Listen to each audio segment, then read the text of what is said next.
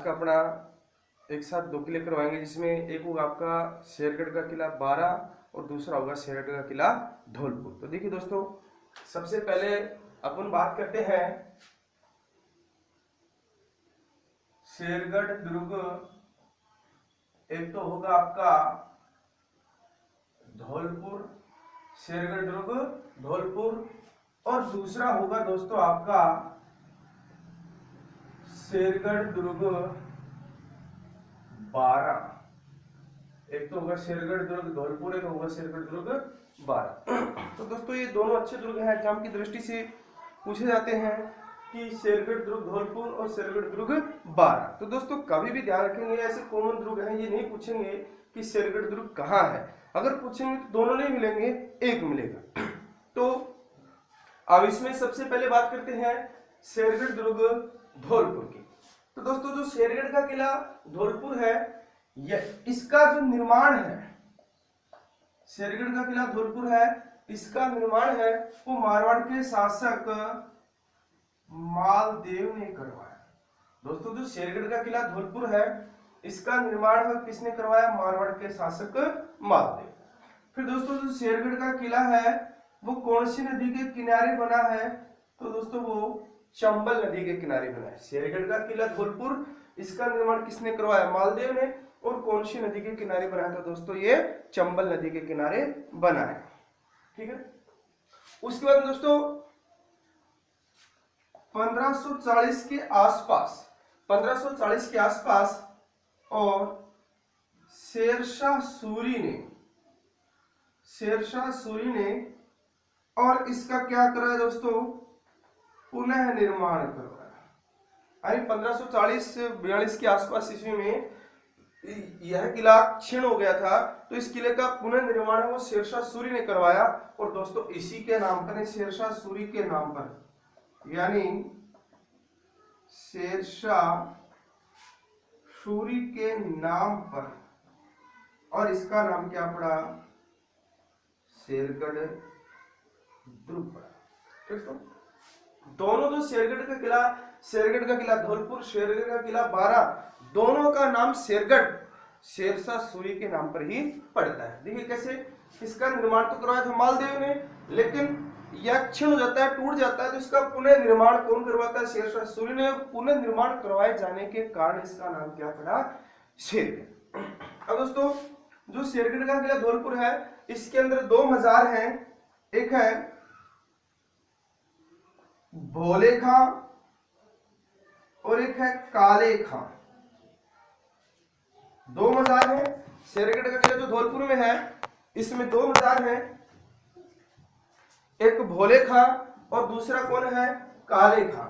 तो दोस्तों इन दोनों मजारों का निर्माण भी कौन करवाता है? शेरशाह सूरी। याद रखेंगे, मैंने आपको पीछे मेहरानगढ़ का किला बताया था, उसमें एक मजार छूट गई थी जिसमें भूरे खां की मजार। मेहरानगढ़ का किला जोधपुर, उसमें कौन सी मजार है? भूरे खां की मजार। तो दोस्तों यहाँ पे भोले खां है, ये भोले खां, ये काले खां। तो भोले खां काले खां की मजार वो कौन से किले में है? शेरगढ़ धौलपुर। और इन दोनों मजारों का निर्माण कौन करवाता है? शेरशाह सूरी।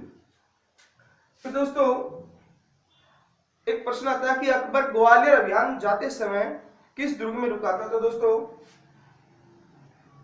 अकबर है वो ग्वालियर अभियान जाते समय और कौन से किले में रुकता है? तो शेरगढ़ का किला धौलपुर। ठीक है दोस्तों, यह आपका शेरगढ़ का किला धौलपुर। अब बात करते हैं शेरगढ़ का किला 12। तो दोस्तों शेरगढ़ का किला जो 12, इसके निर्माण के बारे में जानकारी नहीं मिलती है, बस इतना ही मिलता है कि शेरगढ़ का किला है वो कोसवर्धन शिखर पे बना है। किस पर बना है? शिखर पर बना है। इस शेरगढ़ का दुर्ग है 12, वो कोसवर्धन शिखर पर बना है। और कोसवर्धन शिखर किस पर है? तो दोस्तों ये है विंध्याचल पर्वतमाला। ठीक है, आपसे पूछ सकते हैं कि शेरगढ़ का किला किस पर्वतमाला पे बना है? तो विंध्याचल पर्वतमाला। और विंध्याचल पर्वतमाला के कौन से शिखर पे? तो दोस्तों कोसवर्धन पहाड़ी पे, कोसवर्धन शिखर पे बना है। अब दोस्तों इन्हीं दोनों के कारण, यानी जो कोसवर्धन शिखर और विंध्याचल पर्वत के कारण इसके दो नाम हो जाते हैं। क्या कि कोसवर्धन है, यानी कोसवर्धन पहाड़ी पे बने होने के कारण, शिखर पे बने होने के कारण इसे क्या कहा जाता है, कोसवर्धन दुर्ग कहा जाता है, कोसवर्धन दुर्ग कहा जाता है।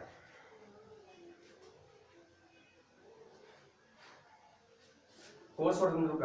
फिर दोस्तों देखिए, जो शेरगढ़ का किला 12 है, इसकी नदी भी पूछी जाती है। यानी अगर इस शेरगढ़ 12 दुर्ग में देखें कि एग्जाम की दृष्टि से जो सबसे इंपॉर्टेंट प्रश्न बनता है वो नदी वाला ही बनता है। इस शेरगढ़ दुर्ग 12 में अब तक एग्जाम में जो प्रश्न पूछा गया वो नदी पर ही पूछा गया है कि शेरगढ़ का किला है वो कौन सी नदी पे बना है। तो दोस्तों परवन नदी पे बना है। कौन सी नदी पे बना है, परवन नदी पे बना है। यानी सबसे इंपॉर्टेंट प्रश्न यही है इसका, परवन नदी के ऊपर बना है। फिर आगे बात करें दोस्तों कि 1542 में मालवा अभियान के दौरान और शेरशाह सूरी इसके ऊपर क्या कर लेता है, अधिकार। यानी 1542 में मालवा अभियान के दौरान शेरशाह सूरी इसके ऊपर क्या कर लेता है, अधिकार कर लेता है। और अधिकार हो जाने के बाद में इसी शेरशाह सूरी के नाम पर इसका नाम क्या पड़ा, शेरगढ़। यानी इसी शेरशाह सूरी के नाम पर इसका नाम क्या पड़ता है दोस्तों, शेरगढ़। तो याद रखेंगे, यानी शेरगढ़ धौलपुर, शेरगढ़ 12 दोनों का नाम शेरगढ़ है, वो किसके नाम पे पड़ता है, शेरशाह सूरी के नाम पर इसका नाम क्या पड़ता है, शेरगढ़। फिर दोस्तों यहाँ पे झाला जालिम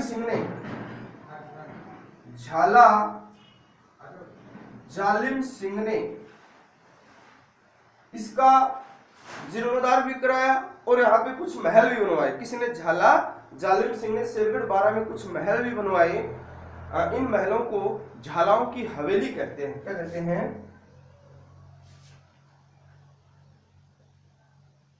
झालाओं की हवेली, झालाओं की हवेली कहते हैं।